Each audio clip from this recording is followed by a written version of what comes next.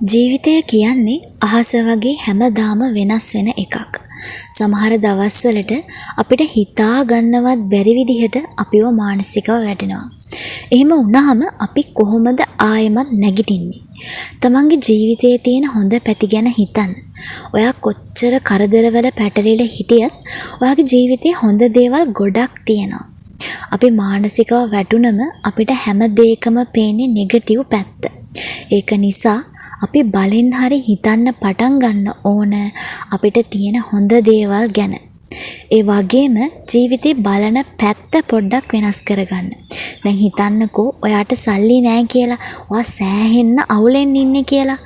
හැබැයි ඇත්තටම ඔයාට සල්ලි නැද්ද?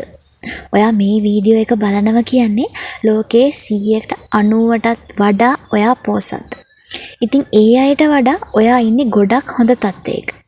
වැටුනහම නැගිටින්න ඕනේ නම් අතපය වෙහෙසන්න වෙනවමයි. මානසිකව වැටුණු හැටිය කිසිම දෙයක් කරන්න හිතෙන්නේ නැහැ. හැබැයි ඔයාගේ හිතේ අවුලට හේතුව ඔයා දන්නවනම් කරන්න ඕන ඒ දේ නැති කරගන්න උත්සාහ කරන එක.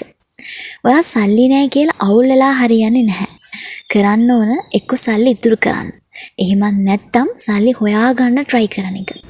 ඒ වගේම ඔයාගේ හොඳම යාළුවෙක් එක්ක ඔයාගේ කාලය ගත කරන්න. යාළුවෝ එක්ක හිටියාම ගොඩක් වෙලාවට ප්‍රශ්න අමතක වෙලා හිත සැහැල්ලු වෙනවා.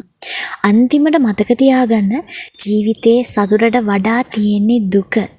සතුටක් තිබුණත් වැඩි කල තියෙන්නේ නැහැ. මේක ඔයාට විතරක් නෙවෙයි ලෝකේ හැම පුද්ගලයෙකුටම පොදු දෙයක්. ඇත්තටම සල්ලි තිබුණත් නැතත් හැමෝම ඉන්නේ එකම බෝට්ටුවේ.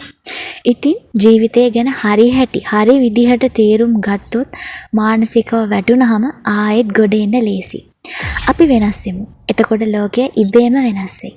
සුබ දවසක්.